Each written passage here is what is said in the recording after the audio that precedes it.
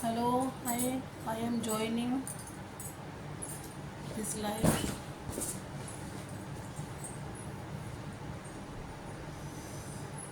अक्षय तृतीया की बहुत बहुत शुभकामनाएं आप सभी को। अभी हम 2 मिनट देते हैं, 2 मिनट के बाद फिर हम शुरू करेंगे। जो भी मेरी लाइव को ज्वाइन करना चाहते हैं वो ज्वाइन कर सकते हैं।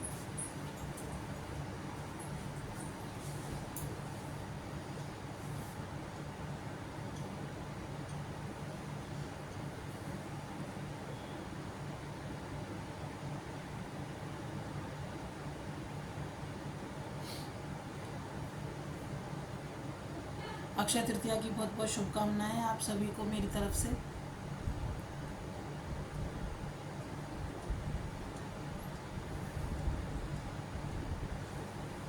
अक्षय तृतीया है कल, और उसके बारे में थोड़ा डिस्कस करेंगे, हमें क्या करना चाहिए क्या नहीं करना चाहिए।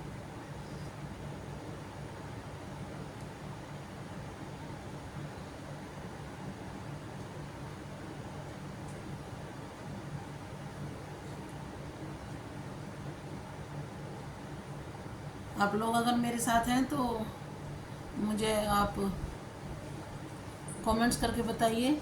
शुरू करते हैं, और जिसको वीडियो देखनी हो वो शुरू से देख सकता है। चलो, और आप सबको मेरा बहुत बहुत नमस्कार। अक्षय तृतीया की बहुत बहुत शुभकामनाएं आप सभी को। और आज हम अक्षय तृतीया के बारे में बात करेंगे। अक्षय तृतीया, जैसा कि नाम से ही हम जानते हैं, अक्षय अक्षय का मतलब है जिसका कोई क्षय ना हो, जो कभी जिसका कोई अंत ना हो, वो अक्षय का अर्थ होता है सीधे शब्दों में। और आज हम अक्षय तृतीया के बारे में बात करेंगे। अक्षय तृतीया के बारे में आप सभी जानते हैं कि अक्षय तृतीया जो है वो उसका इतिहास सब लोग तकरीबन जानते ही हैं, क्योंकि अक्षय तृतीया के समय जो ये तृतीया मनाई जाती है, एक तो इसमें सतयुग का आरंभ हुआ था।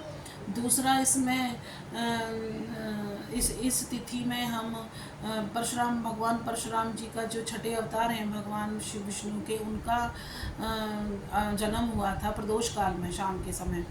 दूसरा, मत्स्य अवतार हुआ था भगवान विष्णु का, और बहुत सारे अच्छे कार्य हुए थे। दूसरा, कुबेर का जो पद मिला था कोषाध्यक्ष का, वो आज के दिन ही मिला था। और द्रौपदी को अक्षय पात्र जो प्राप्त हुआ था, जो कभी भोजन खत्म नहीं होता था, वो भी आज के दिन ही प्राप्त हुआ था।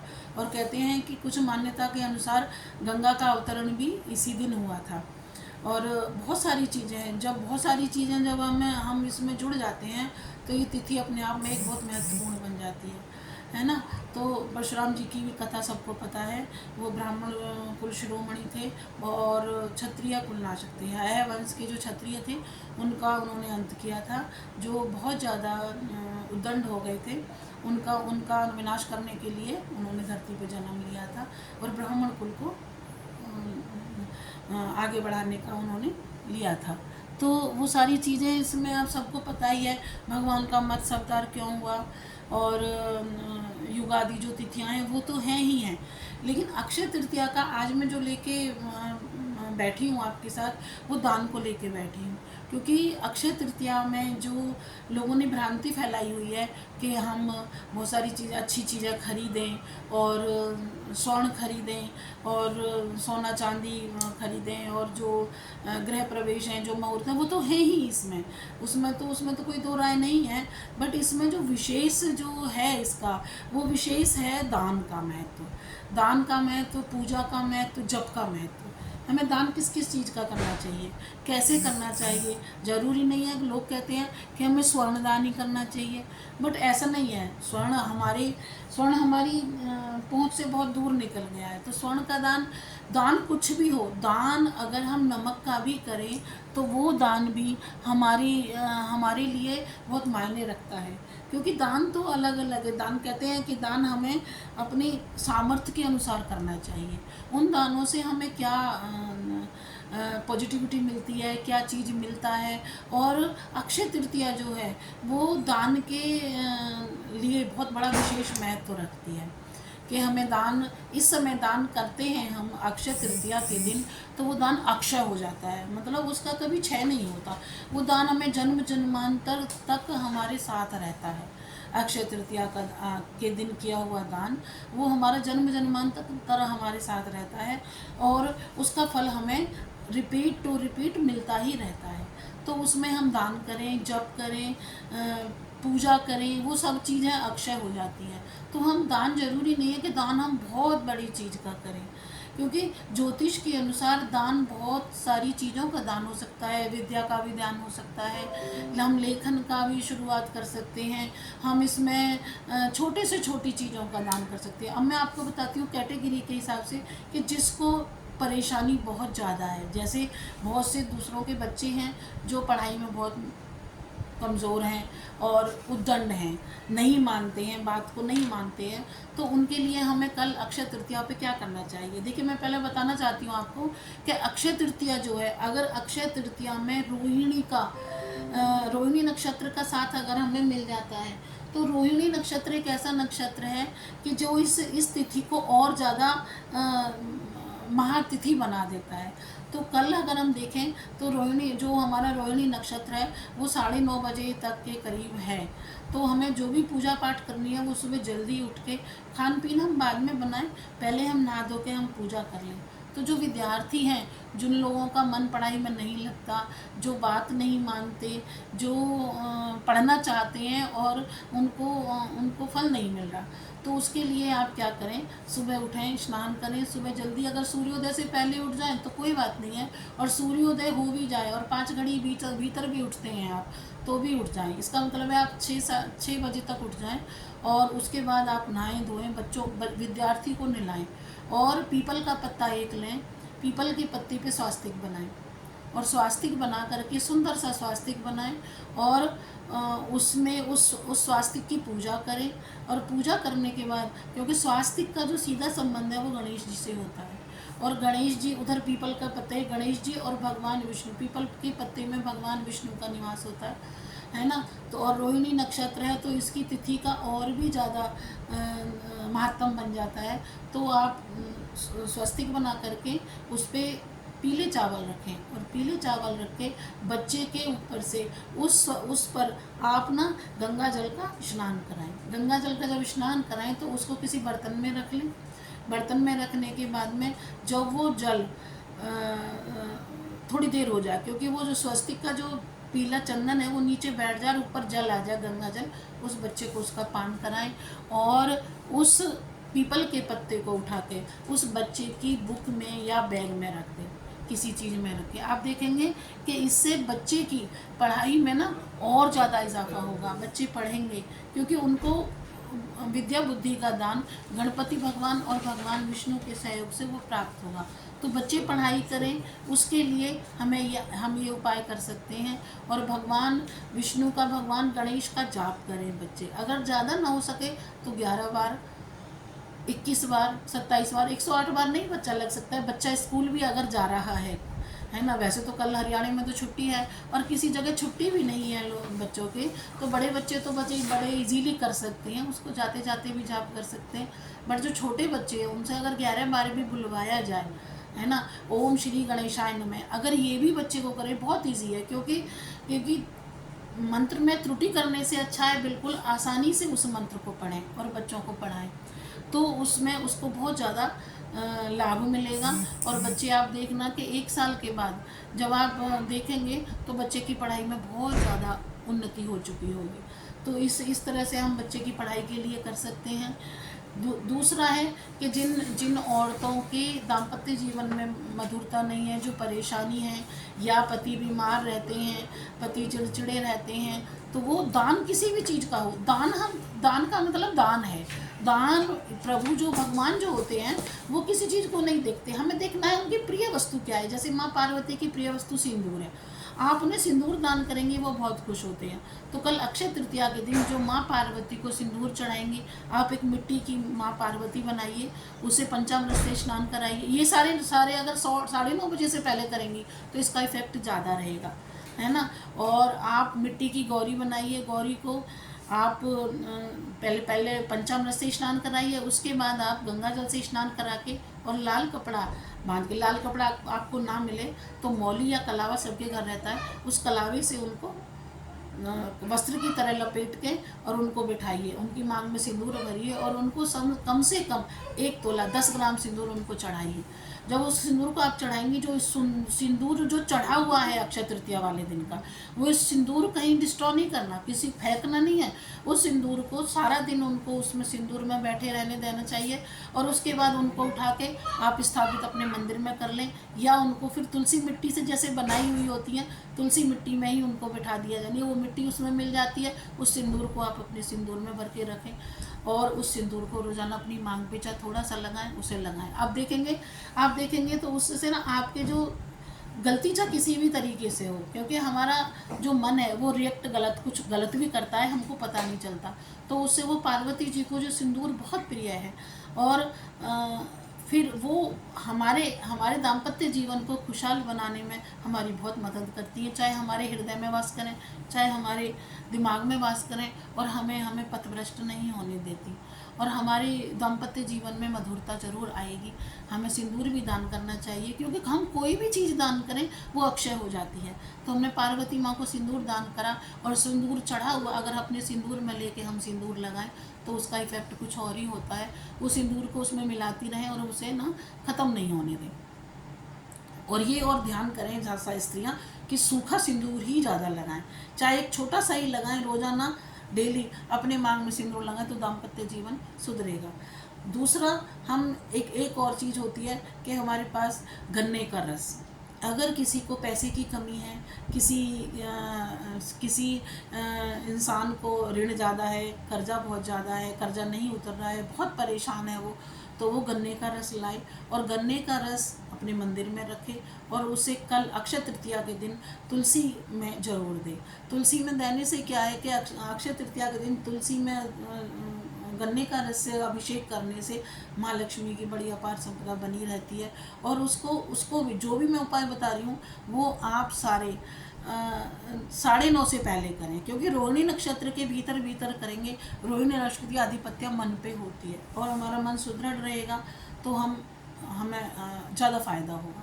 तो गन्ने के रस से, गन्ने का रस ज़्यादा सीधा मतलब कम से कम हमें 1 गिलास के करीब ज़रूर लेना है। उस गिलास से हम गन्ने के रस का अभिषेक करें और उस गन्ने के रस से तुलसी माँ की प्रदक्षिणा करें और तुलसी माँ से ना हम ये विनती करें, हम प्रार्थना करें हाथ जोड़ के। आप ये चीज़ देखें, हम छोटी छोटी चीज़ों को ना अगर हम जोड़ के चलेंगे तो हमारा गृहस्थ, हमारा घर सही रहेगा तो हमारा मन सही रहेगा, हमारा मन सही रहेगा तो हमारा स्वास्थ्य सही रहेगा, हमारा स्वास्थ्य सही रहेगा तो हमारा परिवार सही रहेगा, और परिवार सही रहेगा तो समाज सही रहेगा। तो सारी चीज़ें हमारे घर से ही शुरू होती हैं, हमारे मन से ही शुरू होती हैं। हमारे मन में हमें पता ही नहीं चलता कि हम अपने हाथ से अपना क्या बुरा कर रहे हैं। तो इन चीज़ों को करने से ना किसी तरीके से हमारा मन सुदृढ़ होता है और हमारे अज्ञान का नाश होकर ज्ञान की जागृति होती है और हमारा पथ, हमारा जो रास्ता है वो सुदृढ़ बनता है। तो हमें गन्ने के रस से माँ तुलसी का अभिषेक करना चाहिए। तुलसी माँ भी लक्ष्मी जी ही हैं और विष्णु भगवान की अर्धांगिनी है वो, और उनमें बहुत ताकत है क्योंकि पॉजिटिविटी बहुत ज़्यादा है उनके अंदर। तो वो हमें पॉजिटिव धन की, तुलसी हमारे घर से अक्षय बनी रहेगी तो हमारे घर से इसका मतलब है कि धन भी अक्षय ही बना रहेगा। कहते हैं ना, जब हमारे ऊपर कोई संकट आता है, कोई परेशानी आती है तो सबसे पहले तुलसी ही सूखती है। तो इसलिए हमें गन्ने का रस तुलसी में देना है अक्षय तृतीया के दिन। ये छोटे छोटे उपाय हैं, हम बड़े बड़े भाई कोई भंडारा लगाना है, कोई अन्नदान करना है, ऐसा हम नहीं कर सकते, बट हम छोटी छोटी चीज़ों को कर सकते हैं, है ना। अच्छा, दूसरा हम धन के लिए हो गए। चौथा हम उपाय बताते हैं। चौथे उपाय के लिए हमें क्या करना है, हमें बाज़ार से सत्तू लाना है और कल हमें भगवान विष्णु का सत्तू का भोग लगाना है, क्योंकि सत्तू के भोग से हमारा जो शरीर है वो पुष्ट बनता है। यानी सत्तू का भोग लगाने से क्या होता है, सत्तू का दान भी कर सकते हैं हम। सत्तू का दान करने से हमारे रोगों का क्षय होता है, हमारे रोगों में बढ़ोतरी नहीं होती शरीर में। आज देखेंगे, आज के समय में सब जगह रोग हैं, सब जगह कोई किसी न किसी रोग से ग्रस्त कोई ना कोई बंदा है ही है। तो हमें सत्तू का दान करना चाहिए। भगवान विष्णु को सत्तू का भोग लगता है, और हम सत्तू का ही हम स्वयं भी भोजन करें एक समय। कल के दिन सत्तू का भोग लगा के हम सत्तू ग्रहण करेंगे, तो हमारे अंदर से रोगों को दूर करने में हमारे शरीर को पुष्टता प्रदान होगी, हमारा शरीर हष्ट पुष्ट बनेगा। और भगवान के यहाँ चना दान करने में, कहते हैं चने में बड़ी पौष्टिकता है। चना हमारी हड्डियों को पुष्ट करता है। अगर हम दान करते हैं तो हम उसमें भी हमें बहुत ज़्यादा राजसी तत्व होता है उसमें, और हम राशि तत्व का दान करते हैं। तो ये 4 दान मैंने आपको बताए हैं। छठा दान है हमारा जौ के दान में शास्त्रों में बताया हुआ है, शास्त्रों में देखो लिखा हुआ है। हम देखिए अक्षय तृतीया के दिन दान का बड़ा महत्व होता है। तो हम जो लोग स्वर्ण दान नहीं कर सकते, क्योंकि सोना तो बहुत महंगा है, सोना आम आदमी की पहुंच से बहुत बाहर आगे है, तो हम सोने की जगह कहते हैं जौ का दान स्वर्ण दान के बराबर किया हुआ है। मेरा ये मानना है, और मैं भी करती हूँ, मुझे इसका फल बहुत मिला है। तो जो लोग मेरी बात को सुन रहे हैं, जो लोग एक अच्छा जीवन यापन करना चाहते हैं, वो गायों के लिए जौ का दान करें, है ना। तो जौ हमारी पहुँच में भी है, और जौ का दान करने से हमारे अंदर सात्विकता का निवास होता है। सात्विकता का निवास होता है तो हमारे अज्ञान का नाश होता है, और ज्ञान को बढ़ोतरी मिलती है, ज्ञान जागृत होता है हमारे अंदर, है ना। तो इन सारी चीज़ों को अगर हम देखें, जौ का दान आप करेंगे तो जौ का दान करने से, क्योंकि गायों में सारे ही देवता, गाय के अंदर सारे देवता निवास करते हैं। और आपने अगर सात्विकता का दान किया, जौ का दान किया है, तो वो गायों को खाने से वो संपूर्ण देवताओं को मिला। तो आपने दान किसको किया? सारे देवताओं को किया। और देवताओं में कैटेगरी बहुत अच्छी है, दान लेने की भी और उसको वरदान देने की भी। तो जो पुष्ट होगा वो वरदान अच्छा देगा। कहते हैं ना कि हमें दान देना चाहिए किसी ज्ञानी पुरुष को, किसी सात्विक ब्राह्मण को, जो तीनों संध्याओं का में संध्या करता हो, जो दान लेने का अधिकारी हो। तो आज के टाइम में, आज के कलयुग में दान हर एक नहीं ले सकता। दान को दे तो हम सब किसी को भी सकते हैं, लेकिन दान देने का जो फल है वो हमें पूरा मिले, इसके लिए अगर हम गायों को दान करें, हम गायों को अपनी तरफ से कुछ दें, तो हमें उसका फल ज़रूर मिलता है। और मैं आपको एक चीज़ बताऊं कि जो औरतें अपने बच्चा चाहती हैं कि भाई हमें बच्चा मिले, और भगवान की नहीं हो रही है उन पे कृपा, तो वो कल के दिन 9:30 बजे से पहले अपने हाथ से जौ के आटे की लोइयाँ बनाएं, और उन लोई के अंदर थोड़ा सा गुड़ रखें और गौ माता को खिलाएं। ज़्यादा अगर मतलब ज़्यादा ना हो सके तो आप कम से कम 11 गौ माताओं को उन लोइयों को खिलाएं। लोई बहुत कैड़ी होनी चाहिए, कैड़े आटे की होनी चाहिए, और उसको अपने हाथ से बनाएं। ये ना सोचे कि हमारे नाखूनों में घुस जाएगा या हाथों में घुस जाएगा। देखिए, जब हम दान करते हैं तो दान हम ये करते हैं कि हम सामने वाले को भोजन खिला रहे हैं, और भोजन किसको खिला रहे हैं? गौ माता को। गौ माता के रूप में हम 33 करोड़ देवी देवताओं को भोजन करा रहे हैं, 33 कोटि देवी देवताओं को भोजन करा रहे हैं। तो हमारे हाथ का प्रयोग होना चाहिए, और उस आटे की लोई में गुड़ का दान करने से वो मीठा है, तो हमें मीठा फल प्राप्त होगा। तो जो जिस भाव से गायों को भोजन कराएगा, वो उसी भाव से वो फल लेके आएगा। क्योंकि अगर दान का अक्षय है तो आशीर्वाद भी अक्षय मिलेगा। कोई भी चीज़ हो, हम कल के दिन अक्षय तृतीया है, इसमें अगर हमने दान किया तो उसका अक्षय फल मिलेगा। कोई बुरा काम किया तो अक्षय फल मिलेगा, कलह किया तो अक्षय फल मिलेगा, कलह वापस मिलेगी। तो हमें जो हम दान करते हैं उसका हमें अक्षय फल मिले। जरूरी नहीं कि भाई आपको भी आप जो काम कर रहे हैं आपको रिवर्ट में वो ही मिले, नहीं, जरूरी नहीं है। क्यों कि हमारे कर्म हर चीज़ के आड़ी आते हैं। अगर हम कर्म अच्छा कर रहे हैं तो बुरे कर्म भी तो हम पे अटैक करते हैं, है ना। तो उसके लिए हमें, अगर कोई हमें प्रोवोक भी करता है, हमें कोई गाली भी देता है, तो आपने उसका जवाब नहीं देना कल के दिन, एटलीस्ट कल के दिन उसका जवाब नहीं देना, उसको प्यार से ही ग्रहण करना है। कोई बात नहीं है, मैं तेरे को अपनी तरफ से कुछ नहीं बोलूँगा या बोलूँगी, तू मेरे को बोल सकता है, क्योंकि उस वो जो कर रहा है उसका भी अक्षय फल उसको मिलेगा, और हम जो कर रहे हैं उसका अक्षय फल भी हमें मिलेगा, है ना। दूसरा, अपने से बड़े कोई भी हो, गुरु हो, गुरु को भी कभी भी गुरु पे उंगली नहीं उठानी चाहिए इंसान को, क्योंकि हम अगर गुरु की शरण में जाएंगे तो उसका भी हमें अक्षय फल प्राप्त होगा। कहने का मतलब है हम जो भी कर्म करते हैं अक्षय तृतीया के दिन उसका हमें अक्षय फल ही मिलता है। तो इसलिए अपनी सोच को अच्छी रखें, और अच्छी सोच से अगर आप गायों को फल दें, अगर कुछ ना करते हुए भी आप गायों को ही दान करें, कुछ भी दान करें, तो उसमें आपको उसका फल मिलेगा। दूसरा, कल के दिन सातवां जो मैंने बताया है, अगर हम करते हैं तो उसमें हम ककड़ी का दान करें। ककड़ी का दान बताया है कि अक्षय तृतीया के दिन हमें ककड़ी का दान करना चाहिए, उसका हमें हमेशा हरियाली मिलती है। जैसे ककड़ी आप देखेंगे सबसे ज़्यादा जो बढ़ोतरी होती है ककड़ी में होती है। आप देखेंगे एक दिन में छोटी सी ककड़ी है, दूसरे दिन देखेंगे वो बहुत लंबी हो जाती है, तो उस स्पीड से बढ़ती है। इसलिए हमारा धन भी, हमारा मन, हमारा वंश भी, हमारा धन भी, हमारा जो पैसा है, व्यापार भी ऐसी ककड़ी की तरह बढ़े। तो हमें ककड़ी का भी दान करना चाहिए, शास्त्रों में ककड़ी का दान भी लिखा है। दूसरा है, एक दान हमें नमक का भी करना चाहिए, क्योंकि नमक के दान से भी हमें बहुत कुछ प्राप्त होता है। नमक भी कहते हैं ना कि 16 वस्तुएं होती हैं सुहाग की, उनमें एक नमक भी है। तो इसलिए कि नमक हमें क्या सिखाता है, नमक हमें संतुलन सिखाता है। नमक हमें, हम देखो ना, आप देखो कि हम अगर ज़्यादा मीठा हो जाता है किसी में, हम खा सकते हैं, है ना, कम मीठे को भी खा सकते हैं, लेकिन अगर कम नमक है या नमक ज़्यादा है तो हम वो नहीं खा सकते।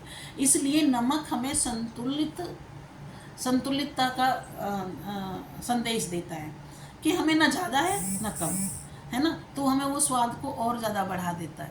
तो इसलिए हमें नमक का भी दान करना चाहिए इसमें। दूसरा, जो हमारे पास जो ऋतु फल हैं, जैसे खरबूजा है, आम है, इन सब चीज़ों का हमें दान करना चाहिए, क्योंकि हम ज़्यादा ना करें, हम थोड़ा थोड़ा करें, है ना। दूसरा, क्योंकि अगर हमारे पास हम सक्षम हैं देने में, तो हमें ज़्यादा भी कर सकते हैं, लेकिन अगर हम सक्षम नहीं हैं तो हम थोड़ा सा अपने से कमी करके, अपने में कमी करके दान करेंगे, तो वो वापस लौट के हमारे पास ही आना है, हमारे पास ही आता है दान दिया हुआ। इसलिए इसको अक्षय कहते हैं, अक्षय तृतीया है, जिसको भी जिस भी भाव से हम करेंगे। एक और मैं आपको बताऊं कि तुलसी के साथ साथ गन्ने के रस का अभिषेक अगर भगवान शिव को भी किया जाए, आपने देखा है कि भगवान परशुराम के रूप में आए तो भी उन्होंने शिव को पूजा, क्योंकि उनके शिव आराध्य हैं, और भगवान राम के रूप में आए तो भी उन्होंने शिव को पूजा, क्योंकि शिव उनके आराध्य हैं। तो हमें कल के दिन, अक्षय तृतीया के दिन, अगर गन्ने के रस से हम भगवान शिव का भी अभिषेक करें और मन में भगवान राम को भजें, तो उसका फल भी हमें अक्षय प्राप्त होगा, अक्षय फल प्राप्त होगा। और भगवान शंकर इतना खुश होते हैं, इतना प्रसन्न होते हैं कि जब वो देने पे आते हैं तो वो नहीं सोचते मैं इसे क्या दूं और क्या ना दूं। तो इसलिए वो भोले हैं, इसीलिए उनका भोलेनाथ है नाम, क्योंकि सब अपने इष्ट से खुश होते हैं। अगर कोई हमारा नाम ना ले और हमारे माता पिता का नाम ले तो हमें खुशी होती है। इसी तरह से भगवान शिव जो हैं वो अपने नाम से ज़्यादा, स्नान हम उन्हें करा रहे हैं, लेकिन अगर भज हम राम रहे हैं तो उसका हजारों करोड़ों गुना फल मिलता है। तो कल के दिन जो लोग शिव मंदिर भी जाते हैं, डेली जाते हैं और वो शिव आराधना करते हैं, तो उन शिव अभिषेक करें वो गन्ने के रस से करें, तो उससे उसको भी धन और कर्जे से मुक्ति मिलेगी। आप देखो ना, आज के टाइम में इंसान के पास वक्त ही नहीं है, तो हम वक्त नहीं है ना, तो हम वो छोटे छोटे काम जरूर कर सकते हैं जिससे हमें फ़ायदा हो, जिससे हमें संतुष्टि हो, और हमारे घर में सुख शांति बनी रहे। क्योंकि आज के टाइम में सब कुछ है, इंसान के पास पैसा कमा लेता है, सुख शांति नहीं है, प्यार नहीं है, वो सिर्फ हम बाहर खोजते हैं, वो हमारे अंदर ही होता है। और जब हमारे अंदर होता है तो हम बिल्कुल अपने को चुप करके जब मनन करते हैं, जब हम समाधि अवस्था में जाते हैं और अपने को खोजते हैं, तो हमारे अंदर ही बैठा मिलता है ना। तो इसलिए अगर हम ये छोटे छोटे दान करें तो वो अक्षय दान हो जाते हैं। एक और दान है, हम वस्त्र का भी कर सकते हैं। अगर कोई आपके घर में बहन बेटी आ रही है या कोई बुजुर्ग हैं या कोई बड़े आदमी हैं, तो हम उनको वस्त्र का दान भी कर सकते हैं, क्योंकि दान तो दान है। दान किसी भी चीज़ का हो, आपके पास कोई भी हो, आप उसमें अगर उसमें आप दान करेंगे ना, तो उस दान की महत्वता वो कर चीज़ से ज़्यादा, वो दान इतने चीज़ का नहीं होगा, इतने का नहीं होगा जितनी उसकी उपयोगिता बढ़ जाती है, उसकी महानता बढ़ जाती है। तो इसलिए हम अक्षय तृतीया को अक्षय तृतीया ही मान के चलें और हम अपने जीवन को सही बनाएं, और दान के साथ में, क्यों कि जो कलयुग है, कलयुग में एक दान ही है। धर्म के जो 4 पैर हैं, एक सतयुग में चला गया, दूसरा त्रेता में गया, तीसरा दया का चला गया द्वापर में, तो सिर्फ एक दान का पैर बचा है। तो वो दान, जितना हम दान करेंगे वो अक्षय होके हमारे पास ही आना है। कहीं हमारे बच्चों के काम आएगा, कहीं हमारे पति के काम आएगा, कहीं हमारे कारोबार के रूप में काम आएगा, कहीं धन के काम में आएगा, कहीं विपदाओं को से दूर हटने में काम आएगा, कहीं रोगों से लड़ने में काम आएगा। तो पता नहीं किस रूप में हमारा किया हुआ हमारे सामने आएगा। इसलिए कोशिश करें कि अक्षय तृतीया के दिन गलत बातों से, अज्ञानता से, मैं ये नहीं कहती कि कोई जानबूझ के करता है, क्योंकि अपनी तरफ से अगर हम देखें ना, एक शराबी है तो शराब पीना वो गलत नहीं समझ रहा, वो कह रहा मैं ही पी रहा हूँ, मेरे को ही कष्ट हो रहा है, लेकिन वो ये भूल गया कि उसके ऐसे कर्म करने से आगे वाली जो पीढ़ी है उसको नुकसान हो रहा है, वो बहुत ज़्यादा स्ट्रगल करने वाली है।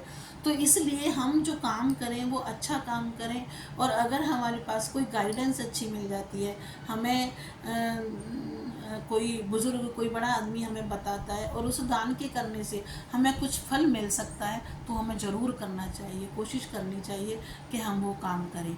तो इसलिए सारी चीज़ों को देखते हुए हमें दान किसी भी रूप में, दान फल का भी हो सकता है, ज़रूरी नहीं है। मैंने जो आपको बताया ये 8-10 तरह के दान, वो आप सारे ही करें। आप कोई एक भी कर सकते हैं, कोई एक भी कर सकते हैं। आप किसी को आटे का भी दान कर सकते हैं, कुछ भी कर सकते हैं। दान का मतलब है आप कुछ भी करें तो उसका फल आपको अवश्य मिलेगा, है ना। दूसरा, अगर कोई पौधा रोपते हैं, पौधा अच्छा रोपते हैं, जैसे तुलसी का पौधा आप रोपते हैं, वो अक्षय बन जाएगी। आप आंवले का पौधा रोपते हैं, वो अक्षय बन जाएगा, है ना। तो ये सारी चीज़ें कोई भी चीज़ का करें, क्योंकि हम पौधा रोपने पे भी प्रकृति को बचाएंगे। हम कोई अच्छा काम ज़रूर करें और फिर उसको सींचें।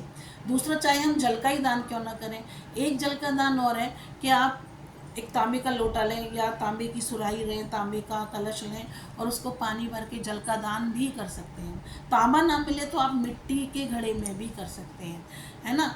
तो ये सारी चीज़ें, अगर हमारे पास धन है और हम कर सकते हैं, हम सक्षम हैं और बचत से कर सकते हैं, क्योंकि हम किसी का गला नहीं काट रहे, गला काटे बिना अगर हम कोई काम कर सकते हैं तो हमें वो दान जरूर करना चाहिए। दान करने से क्या होता है कि दान करने से ना हमें मन की शांति मिलती है। जरूरी नहीं सर हमारे साथ कोई बुरा कर रहा है तो हम उसका साथ बुरा करके ही फल करें, नहीं, हम चुप हो जाते हैं, कोई बात नहीं है, आज का ज़माना ही ऐसा है, कोई बात नहीं। लेकिन हमें दान जरूर करना, उसका हमें बदले में जवाब नहीं देना, क्योंकि अक्षय तृतीया है, अगर हमने बदले में दे दिया उसे तो फिर हम पे नहीं, कुछ नहीं रहा, हमने उसका बराबर कर दिया, क्योंकि वो भी बढ़ के हमें ही मिलेगा, वो अक्षय हो जाएगा। और सामने वाला तो कर ही रहा है तो हम उसको रोक ना सके, पहले हम रोकने का प्रयत्न करें कि भाई हम रोक सकते हैं। अगर हम उसको नहीं रोक सकते हैं तो हमें अपने बिहेव पे ध्यान देना चाहिए, अपने व्यवहार पे ध्यान देना चाहिए। दूसरे का व्यवहार है ठीक है, अपने हिसाब से वो सही कर रहा होगा, है ना। रहा ये, हमें समय पे छोड़ देना चाहिए कि उसका फल मिलेगा, फल हमें भी मिलेगा। फिर भी यही कामना करनी चाहिए कि हे प्रभु, हे दीनानाथ, हे दीन बंधु, मेरे पे आप भी कृपा करना और इस पे भी कृपा करना। कोई बात नहीं, इसे पता ही नहीं है कुछ, तो ये इन सारी चीज़ों को देखते हुए ना हम अगर दान करेंगे तो उस दान का फल हमें अवश्य मिलेगा, जरूर मिलेगा। दान का ही नहीं, कोई भी काम करेंगे हम तो उसका अवश्य। तो ये जो टाइम है, कल का जो टाइम है, वो आप प्रभु भक्ति में, जप में, भगवान के दर्शन में, भगवान को स्मरण करने में किसी पेड़ पौधे को रोपने में, ये अगर भगवान के अभिषेक करने में अगर हम लगाएंगे ना, तो हमें उसका फल ज़्यादा अच्छा मिलेगा और हमारे मन को शांति मिलेगी। मन को शांति ही मिल जाए वही बहुत है। तो इसलिए कल अक्षय तृतीया के दिन, क्योंकि भगवान परशुराम को देखो, भगवान परशुराम ने अपने लिए तो कुछ नहीं रखा, चिरंजीवी हैं, क्या नहीं कर सकते थे वो, इतने बलशाली थे, क्योंकि शक्ति के साक्षात अवतार ही थे, है ना। आप मत्स्य अवतार को देखें, मत्स्य अवतार में भगवान ने क्या शिक्षा दी लोगों को, है ना। सबका जो गुरूर है उसको चूर करने के लिए प्रभु आए, और उन्होंने अपने लिए तो कुछ रखा ही नहीं। आप देखिए कि भगवान परशुराम ने जितनी भूमि ली थी सब ब्राह्मणों को दान कर दी, अपने पास तो कुछ रखा ही नहीं, है ना। और भगवान शिव के अवतार थे, तो कल जरूरी नहीं आप भगवान विष्णु का जाप करें, माता रानी का जाप करें, आप शक्ति का जाप कर सकते हैं, आप किसी का भी जाप करें, जो भी आपके इष्ट हो, जिसको भी आप मानते हो, आपके हृदय में जिसकी भी मूर्ति स्थापित हो, आप उसका जाप कर सकते हैं। हर जाप का अक्षय फल मिलेगा, है ना। दूसरा, अगर कहीं आप ऐसी जगह हैं कि आप नहीं कर सकते हैं दान, तो आप मन में भगवान का नाम सिमरन करें, उसी का ही फल मिल जाएगा, है ना। पर हाँ, द्वेष से दूर रहें, और कलह से, लड़ाई से, झगड़े से, वाद विवाद से अगर आप दूर रहेंगे तो अपने आप ही भगवान मन में बसेंगे और भगवान का जाप करेंगे, उसका अक्षय फल मिलेगा। तो ये सारी चीज़ें, जल का भी दान करें। अगर आप मिट्टी का भी बर्तन नहीं ले सकते हैं, तो आप ऐसी जगह है, कहीं किसान आदमी है कोई, वो गड्ढा खोदे, गड्ढे में पानी भर दे, तो अगर 4 पक्षी भी पानी भर के पी के चले गए तो आपने जल का दान कर दिया। कहने का मतलब है अच्छा दान करें। कोई पेड़ सूख रहा है ना, हम पैसे से दान नहीं कर सकते, पैसा नहीं है, कोई बात नहीं, भगवान को पता है कि हमारे पास पैसे नहीं है, तो उस पेड़ में आपने जल दे दिया। अगर आप सुबह उठ के 11 पेड़ों में भी जल देंगे, उसका फल भी आपको अक्षय ही मिलेगा। जो फल, जो भी, जिसके भी वो पेड़ हैं, जैसे भी पेड़ हैं, क्योंकि वो भी प्रकृति में सांस लेते हैं, प्रकृति में उनका भी एक स्थान है, वो भी हमारी प्रकृति को बचाते हैं। तो आपने अगर पेड़ों को भी, 10 पेड़ों को भी जल दे दिया, तो वो पेड़ भी आपको दुआई देंगे, और उसका जो दान है, वो जल का जो दान है, वो अक्षय बन जाएगा, है ना। तो इन सारी चीज़ों को ध्यान रखते हुए आप अपनी इस तिथि को अपने अनुकूल बनाएं। और मैं फिर कहूँगी कि जिन लड़कियों की जो संतान चाहती हैं, वो संतान के हिसाब से गऊ को दान करें। कम से कम 11 गऊओं को भोजन जौ के आटे का लोई बना के, मोटी मोटी लोई बना के, और गायों को दें, और बड़े प्रेम से, सुंदर से, अच्छे से बना के उसको, और गुड़ बीच में रख के उसे गायों को खिलाएं। जो धन की इच्छा रखते हैं, जो ऋण उतर जाए जिन पे से, वो और धन की इच्छा करते हैं, वो तुलसी को गन्ने का रस और भगवान शंकर को गन्ने के रस से अभिषेक अवश्य करें, जल से भी अभिषेक करें, और लाभ प्राप्त करें। मेरी यही कामना है कि अक्षय तृतीया आपकी पुण्यों में अक्षय करें, आपके पापों को जलाकर भस्म कर दे, है ना, और आपको सही रास्ता दिखाए। मेरी तरफ से आपको अक्षय तृतीया की बहुत बहुत शुभकामनाएं। स्वस्थ रहिए, अच्छे रहिए, खुश रहिए, और भगवान आपको जीवन में कोई कमी ना रखे। भगवान आपकी सारी अभिलाषाओं को पूरी करें और आपको परोपकारी बनाएं। जय माता की, जय श्री राम।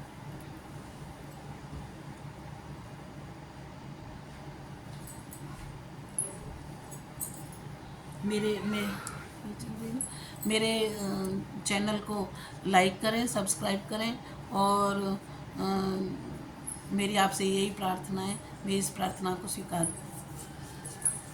जय माता।